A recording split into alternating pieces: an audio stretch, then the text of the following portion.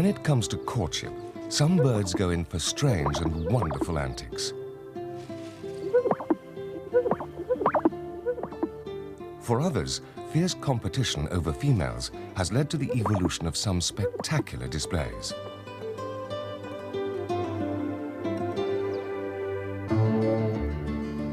To attract a prospective partner, birds with a distinctive coloring show off their particular attributes to the best possible advantage.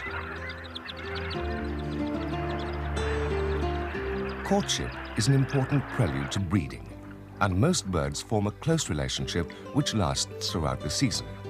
Then their often touching and gentle displays serve to strengthen the bond between them.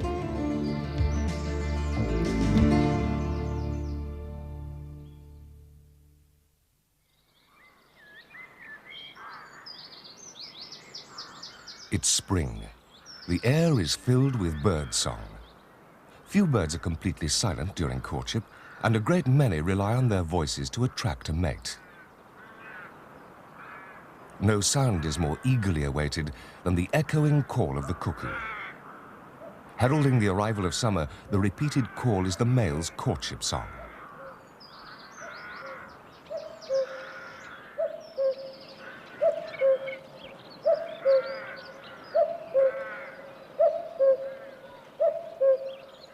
More melodious is the song of the nightingale.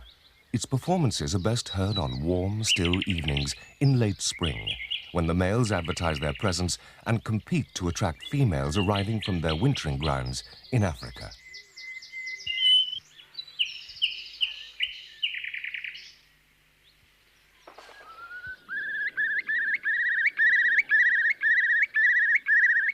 The bubbling call of the curlew announces the start of its breeding season.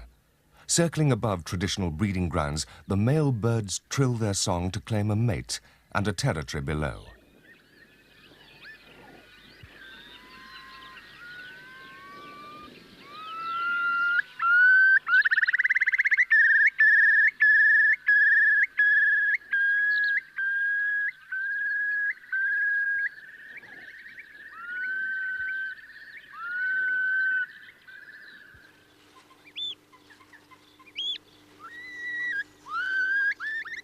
Starlings don't rank amongst our most accomplished songbirds, but they are excellent mimics. They can incorporate the calls of other birds in their chattering song, and the broader their vocabulary, the greater their breeding success. This one has included the calls of a curlew and an oyster catcher in its repertoire.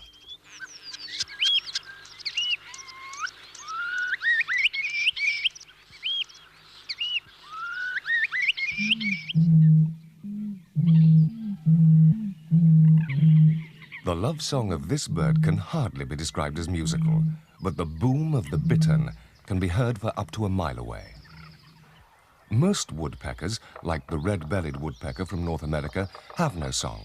Instead, they can produce a resounding drumming noise by tapping their bills on a dead bough. The male ruddy duck also drums to attract females. Beating his bill against his inflated neck forces air bubbles from under the feathers, and in addition produces a hollow tapping noise.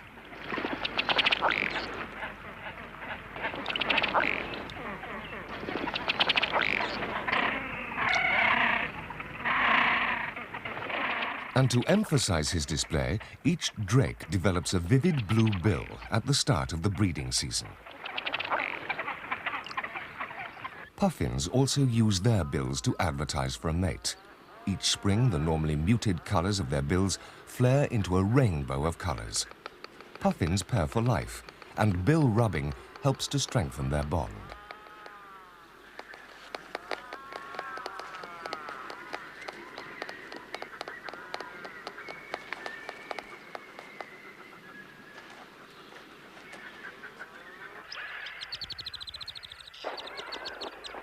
When a male frigate bird is ready for courtship, he too undergoes a color change.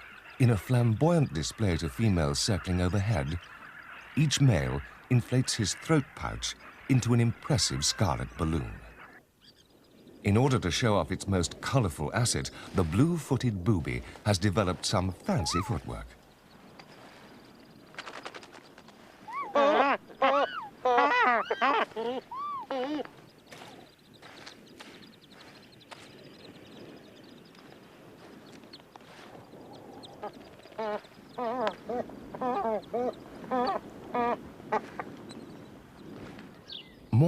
Interestingly, birds develop bright plumes to attract a mate.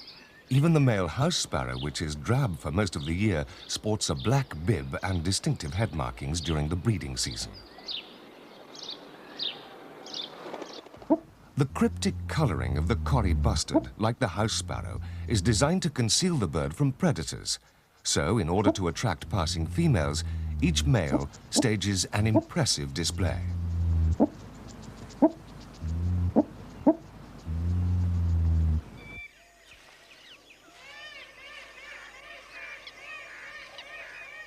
The peacock has no need to put on much of an act. The effect of fanning its magnificent plumes is dazzling enough.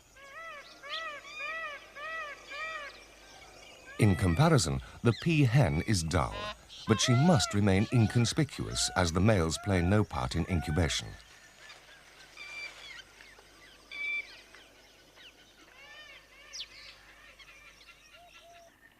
The birds of paradise from Papua New Guinea are famous throughout the world for their exquisite plumes. As with the peacock, the males have no parental duties, so can afford to spend considerable time and energy on visual effects. The iridescent plumes and magnificent displays are designed to attract females through the dense forests in which these birds live. But females are not the only ones drawn by bright colors. To the local tribesmen, the feathers represent wealth and status. On ceremonial occasions, each warrior parades in his entire collection.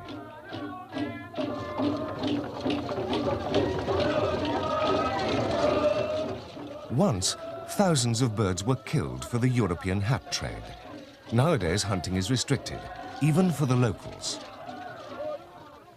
Fortunately for the long-tailed widow bird which lives in Africa, its 2-foot-long plumes are not considered to be valuable collector's items. The slow, jerky, almost mechanical action of the male bird's courtship flight, seen here in slow motion, is designed to attract a female by accentuating its striking shoulder patches.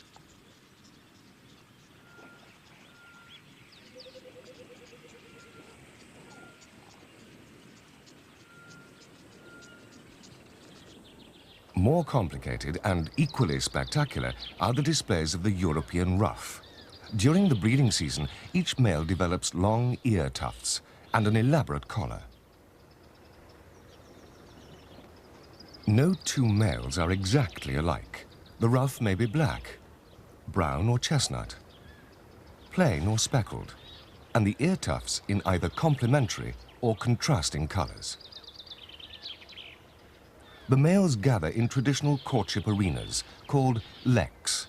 The mature males occupy courts of about a square foot within the center of the lek. They defend these sites, favored by the females, from all other competitors, except the so-called satellite males.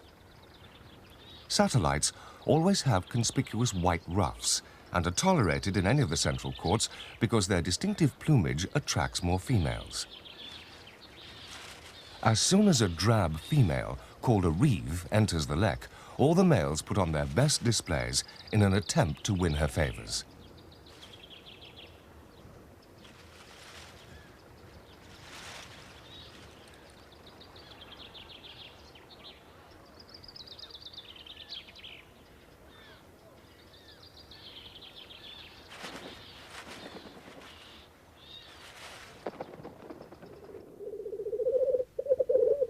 In the Highlands of Scotland, one morning in April, the first blackcocks gather at their traditional lekking grounds.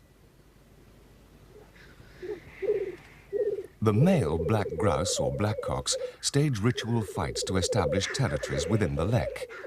Fanning his tail, drooping his partly open wings, and inflating his neck, each male carries out formal encounters with his neighbors.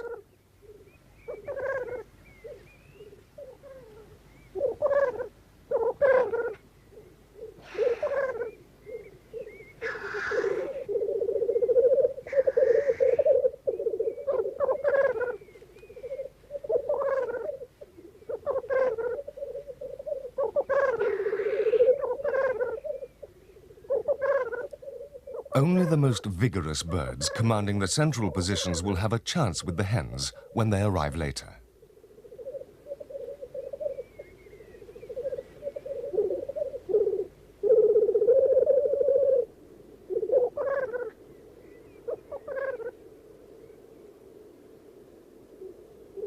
Like their European relatives, the American members of the grouse family also congregate at traditional sites called booming grounds. The inflatable air sacs of the male sage grouse serve to increase the resonance of their strange booming calls, which attract females from miles around.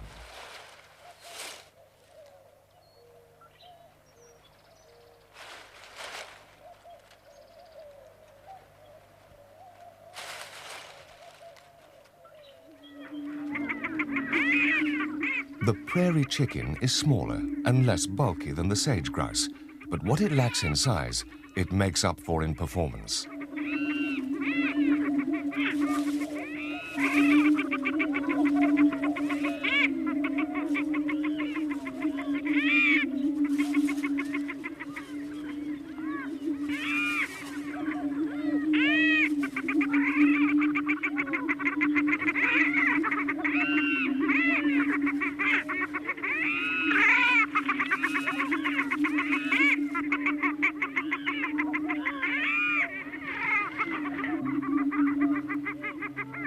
In some species, the competition between males is so fierce that a fine performance is simply not enough to win a mate.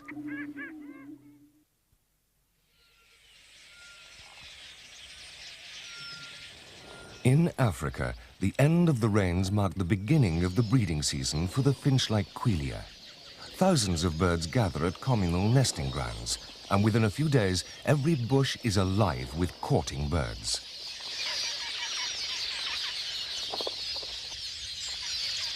Males are selected on their merits as master craftsmen, and the females ignore their frantic displays until they have started to build delicate nests.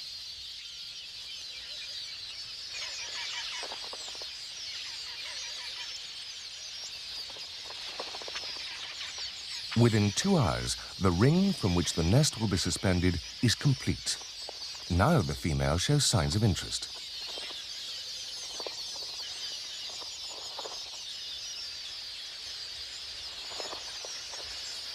It takes about 2 days for each male to complete a nest. The females make no contribution to the building work, but they keep a careful eye on the proceedings. Each male may have to build several nests before successfully attracting a mate.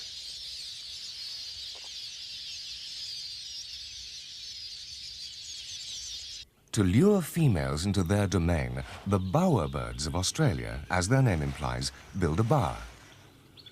The spotted bowerbird constructs a corridor of grass in which to court a mate. As compensation for his plain looks, the male bird decorates the bower with strange ornaments. Once these birds relied on bright berries and flowers, but nowadays they have a wide range of modern materials to choose from.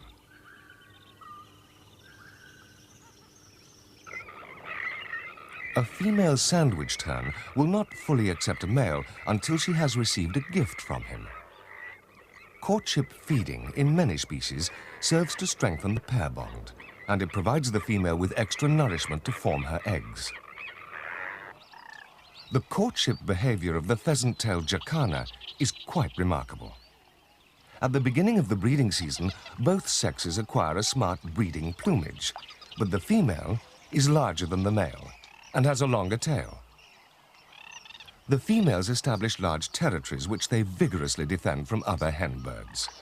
Males form their own smaller territories within those of the females.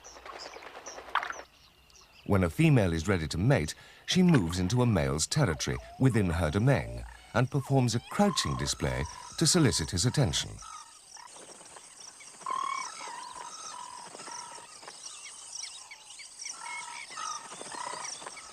The swampland habitat of the jacana is a hazardous place to nest, and they lose many eggs to predators. The males alone build a nest, incubate the eggs, and rear the family. This leaves the females free to lay as many eggs in as many nests as possible.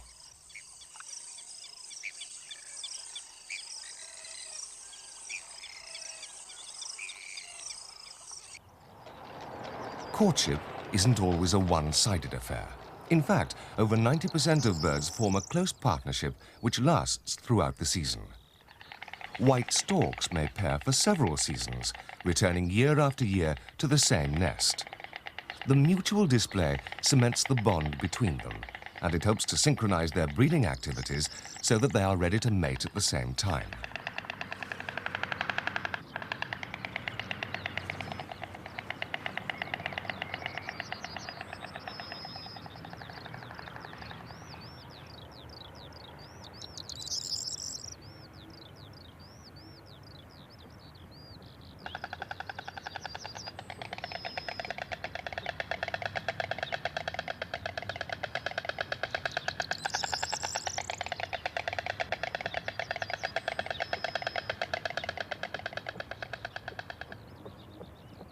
Their close bond enables the birds to stay together and share the parental duties, as well as form a united front if their claim to the nest is threatened.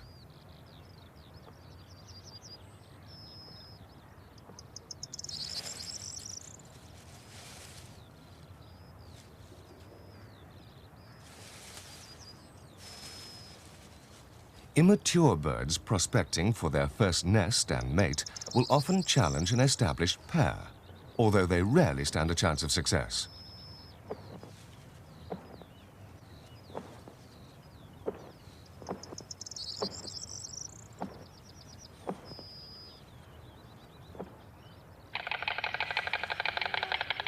To celebrate their victory and to reinforce their relationship, the mature pair perform a bill-clapping display. White-bellied sea eagles pair for life. Although their partnership may last for 30 years, the male courts the female anew at the start of each breeding season. Their tumbling aerial acrobatics serve as a territorial display and one of courtship at the same time.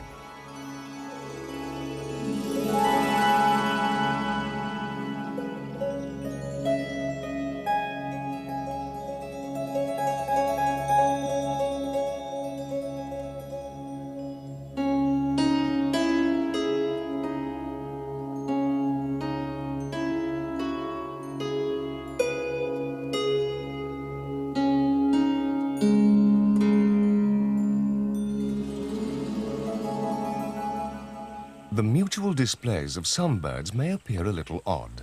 Whenever a pair of hammerkop get excited, they perform a strange ceremony called false mounting.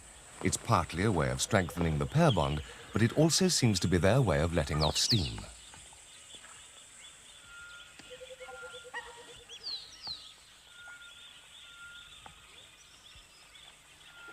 The king cormorant's display is much more subtle.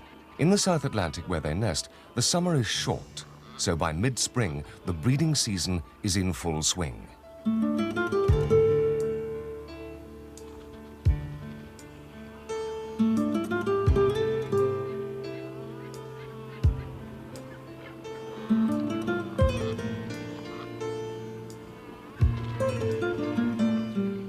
Sharing the islands with the cormorants are colonies of black-browed albatross. Their fencing display has a gentle, almost tender quality. It helps to relieve the tension they experience as the birds gradually get to know each other.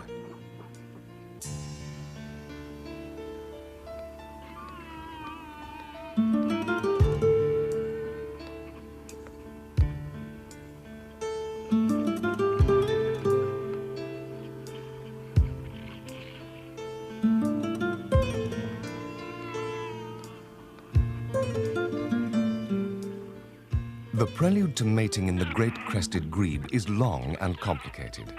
Head shaking is their most common ritual. If a pair becomes separated for any length of time, they reunite with a strange greeting ceremony called a discovery display.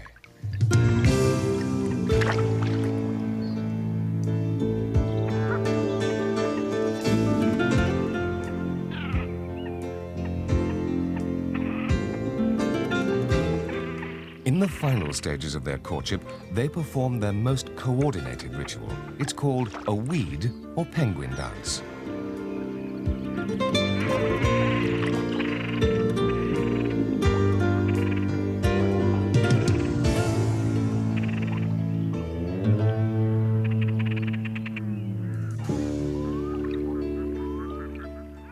The courtship performance of the western grebe from North America is spectacular in the extreme.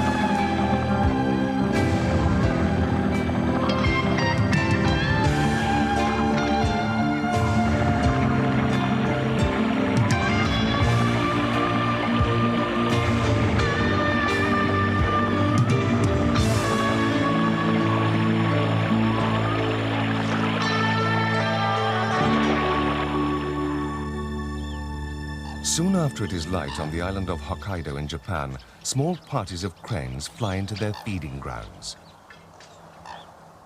The Japanese call these birds the marsh gods. They are considered a charm against evil.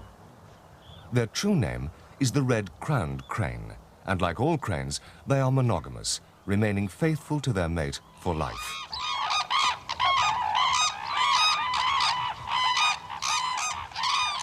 Courtship is a year-round affair for cranes.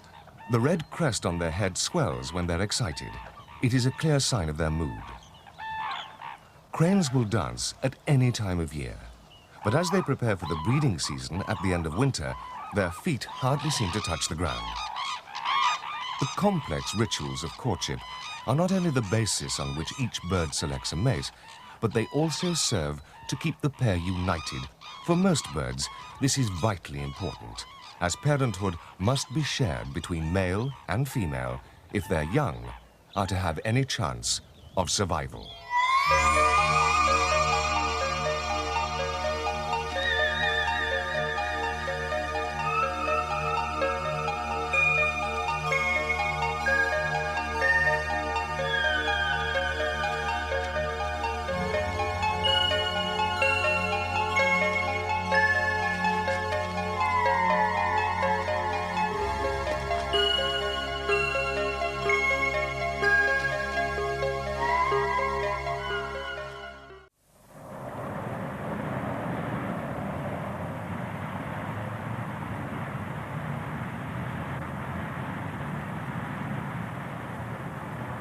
All of us, town dwellers especially, still take good clean water very much for granted.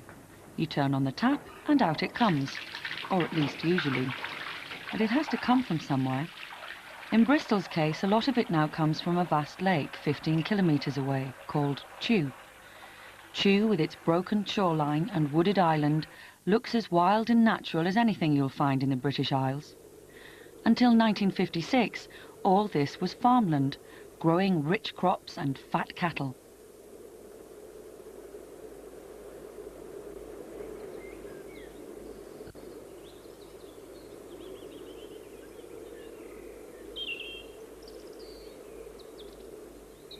But Bristol needed more water, lots of it, and so the farmland disappeared. The farmers got their compensation and a great sheet of water spread out across the face of Somerset. Chew Reservoir was created by a number of small hill streams, themselves of little size or consequence, but once the throat of the valley had been strangled with a dam, their effect would be to drown the surrounding countryside.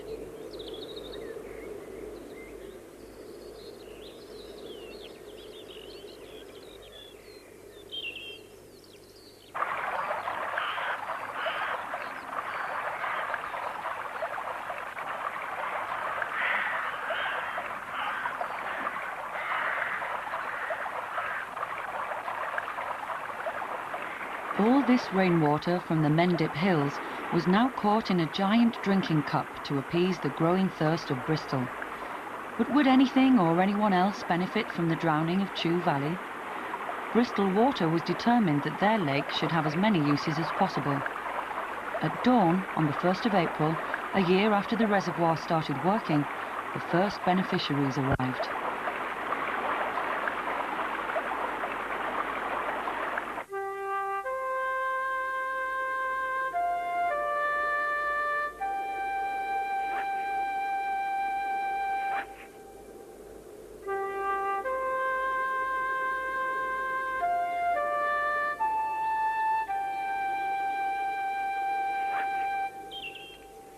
The lake is stocked annually with over 45,000 rainbow and brown trout, which continue to grow on the ample supplies of natural food in the lake. On opening day, the banks were crowded like this.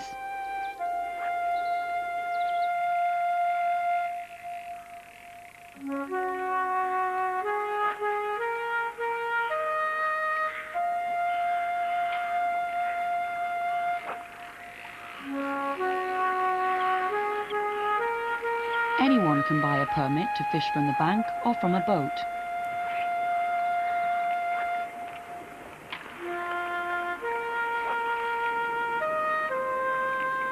On average, the fish caught by anglers weigh a little over 1 kilo, and the record brown trout taken in 1994 scaled a massive 5.5 kilos. Hundreds of 2 to 2.5 kilo fish are taken every year. The total catch usually exceeds 20,000 trout.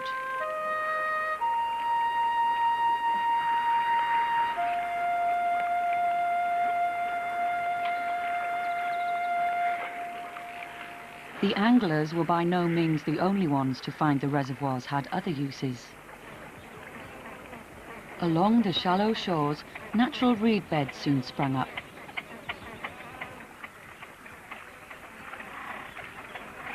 Unlike the anglers, the waterfowl didn't wait to be invited. Great crested grebes were one of the first to move in. From January onwards, pairs of grebes performed the complicated ritual of their courtship. Head shaking, the penguin dance. Ornithologists have special names for each stage of the ceremony.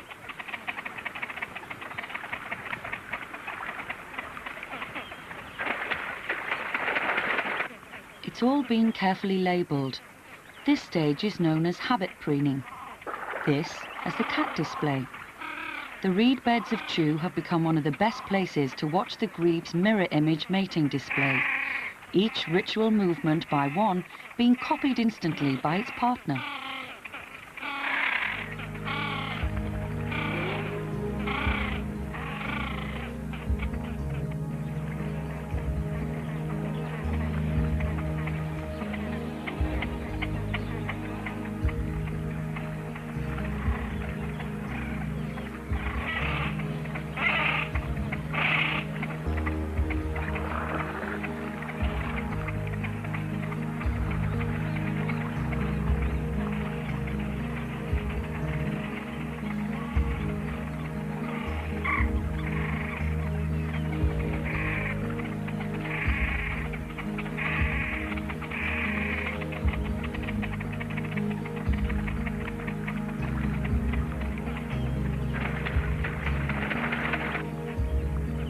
After a performance like that, what is a mere pair of aggressive coots to offer?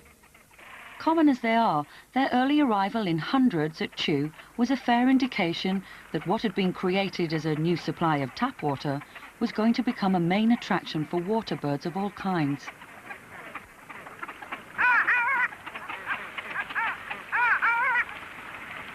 Another early colonist was far from common. The newcomers were the kind of ducks known as stiff-tails, ruddy ducks from the United States. But they hadn't flown the Atlantic to get here. They'd escaped from the Wildfowl Trust Collection at Slimbridge, 50 kilometres away.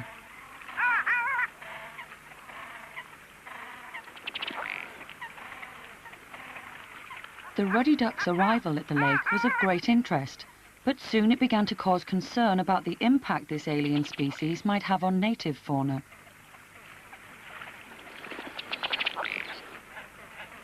It was enough for the moment to be able to watch the remarkable mating display of the beautiful little drake.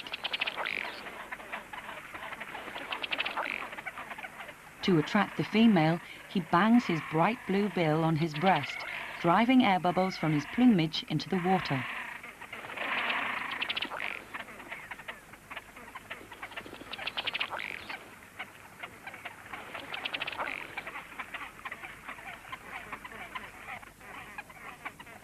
Wildlife and anglers both got something out of the new lake. Next, it was the general public's turn. People from miles around quickly found that Chew was a pleasant place for a weekend visit.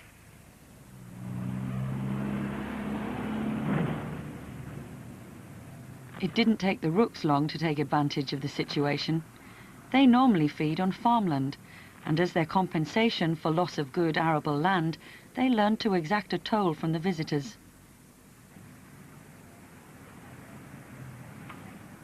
As for the great tit,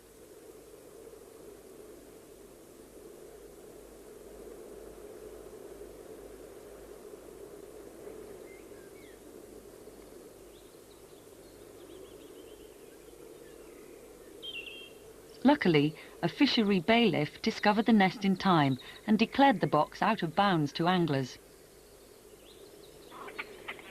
The great-crested grebe's nest looks precarious too, but small ripples like this won't flood the nest. This little grebe built her reed nest at more sheltered moorings. The grebes were quick to take advantage of this ideal new habitat, which might have been specially created for them. They turned up in great numbers. At first they were eyed with suspicion by the anglers, who accused them of taking young trout.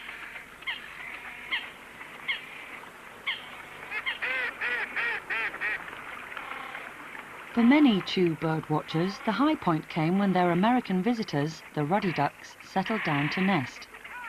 Ruddy ducks are often what's called nest parasitic. They steal other birds' nests. This one's taken over a moorhen's to lay her eggs.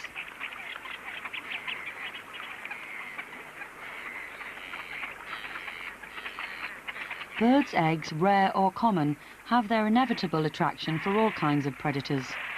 This two-legged species just happened to come in the range of the cameraman's hide when he was filming the ruddy ducks.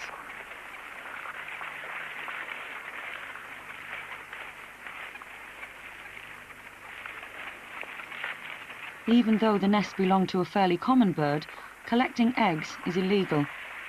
The episode does highlight the fact that sanctuary areas are vital where the public has easy access.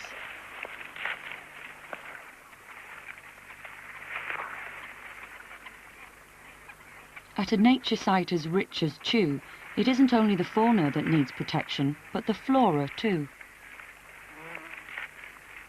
A marsh orchid escapes being crushed by an angler's foot. Flora, fauna and just plain folk, they all had their claims. But how could these claims be resolved? In 1968, dinghy sailors arrived at Chew. The naturalists weren't at all happy. Bristol Water maintained that Chew was for the leisure and pleasure of as many people as possible.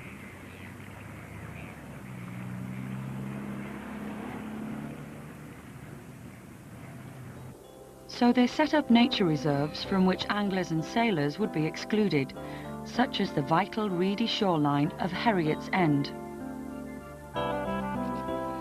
Now the grebes could sail in peace with their young, while the dinghy sailors got on with it somewhere else.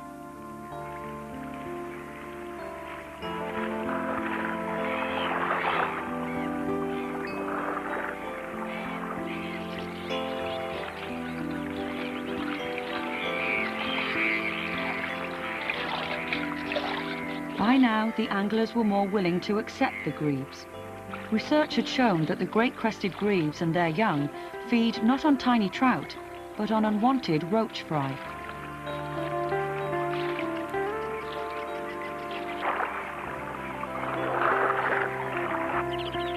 Little grebes, usually called dabchicks, are always looked upon with great suspicion by trout fishermen.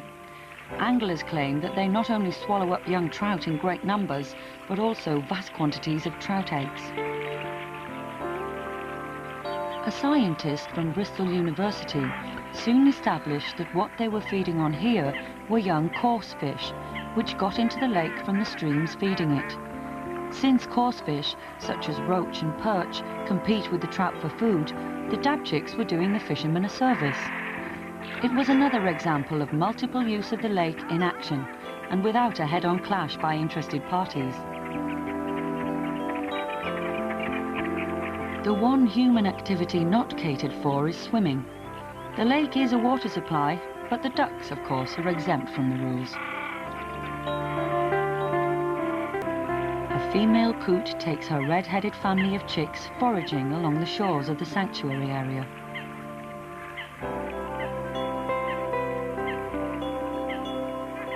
Chew is an open, often windy lake, and when a sou'wester blows up in the Bristol Channel, all sorts of foods pile up on the lee shore. The wildfowl know this. The foam this mallard and her brood are bathing in is wind-blown algae. They're sieving the nutrients out of it with the filters in their beaks.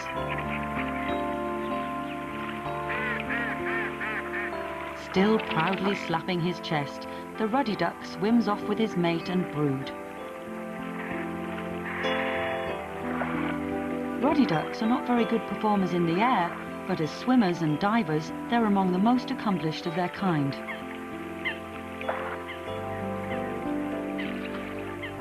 Bobbing up again, the drake warns another male to keep off his territory.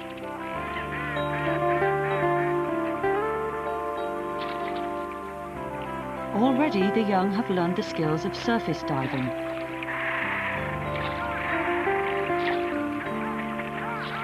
The sanctuaries protect land as well as water birds.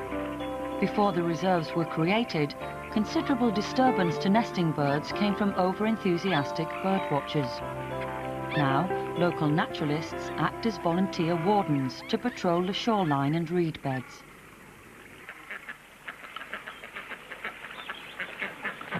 A sedge warbler nests in the reed stems at Heriot's End. The reeds have been set aside and left intact for the arrival of spring migrants.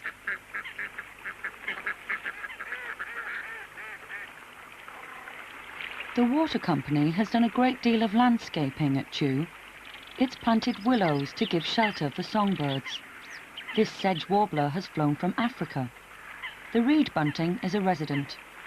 Both need a waterside nesting place. The warblers feed their young on midges and aquatic flies.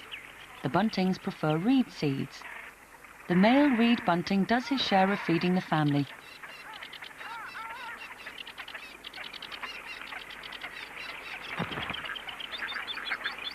The female bunting also feeds the chicks before her mate broods them.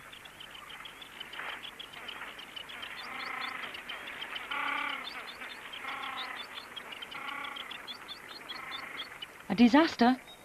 No, it's just a sedge warbler harmlessly caught in a mist net. Science has its stake in Chew too.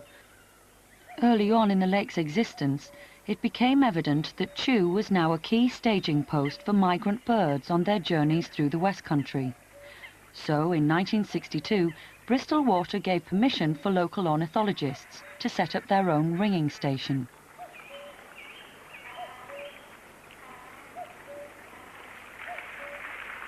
All the work was done by amateurs, though each ringer has to have an official permit that takes patience and study to obtain. The company set aside land for them and built them a base. Now they ring an average of about 4,000 birds a year, mostly between April and October.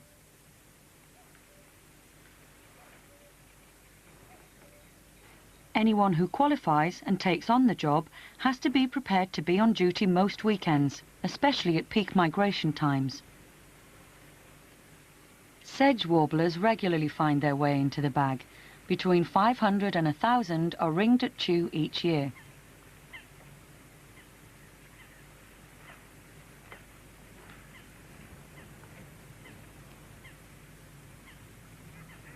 The lightweight ring is put on with a pair of special pliers that won't damage the delicate leg. Next, the bird is put into a tiny canister to be weighed.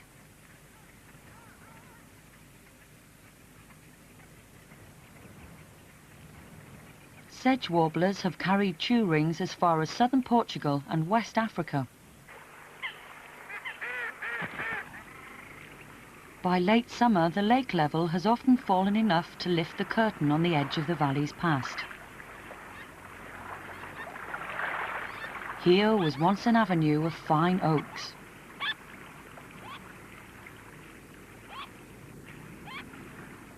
When autumn strips the leaves along the shore, the winter bird visitors will soon arrive.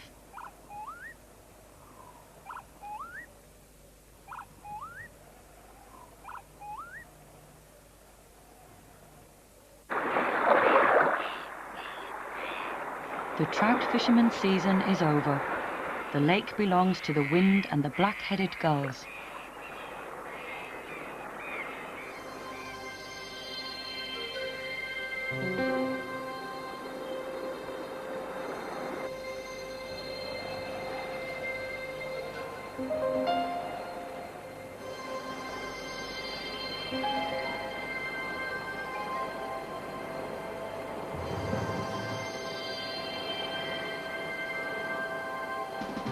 When calm returns, the population has dramatically increased, with birds seeking shelter from far wider shores.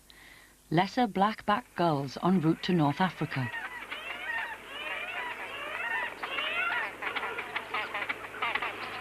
Great crested grebes, hundreds of them, now stripped down to sombre black and white for winter. Chew Lake has become the most important wintering ground for the species in the whole of England. The wildfowl are in too. Shoveler ducks treat Chew as a gigantic soup bowl. They come equipped with their own spoons, outsized bills adapted for filtering plankton and other surface foods. Multiple use of the lake doesn't end with summer.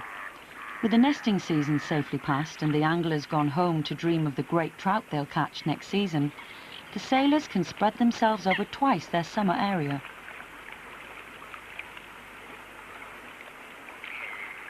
The wildfowl don't object to dinghies and rarely bother to take wing, even when there's a race on. The north wind blows across the lake, and on it a sound is born that has reached Somerset from the furthest north.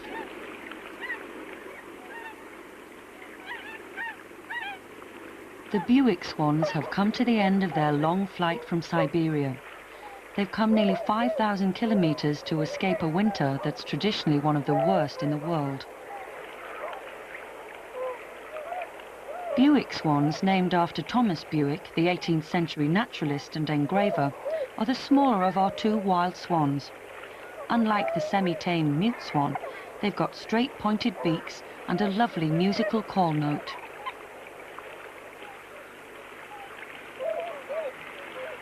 For some, the fishing season at Chew never closes.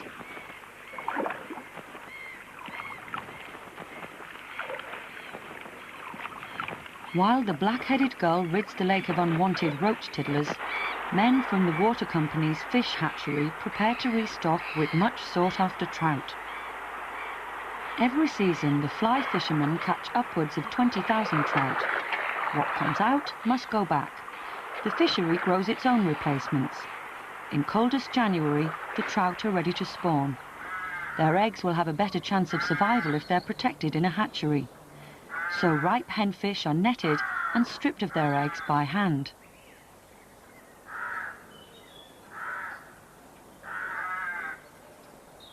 Next, the males are milked.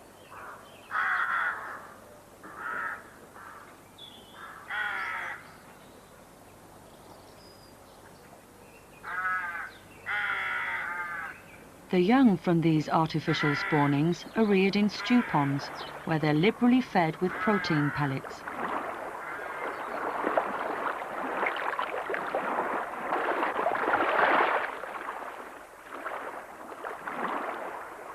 They grow at an enormous rate, so that in a year or two they're ready to go back into the lake.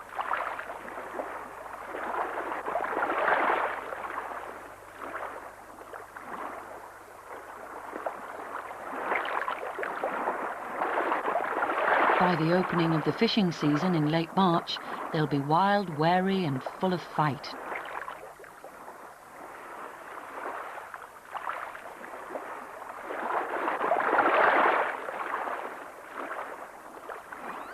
A diving duck, a goldeneye, shows off its immaculate plumage in the winter sun. The lake shore on a sunny winter's day is an idyllic place. Idyllic for birds like the lapwing. Pleasant too for those who come to watch them from the hides and lookout points built for bird watchers and the general public.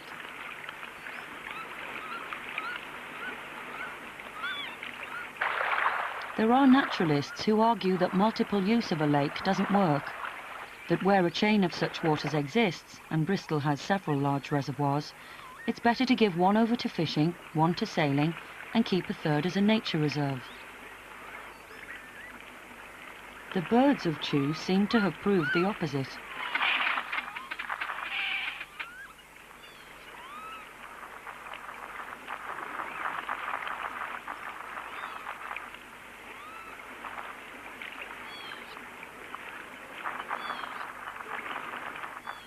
They may squabble with each other, but thanks to the zoning of activities, they very rarely find their interests clashing with those of urban man, enjoying his leisure in the open air.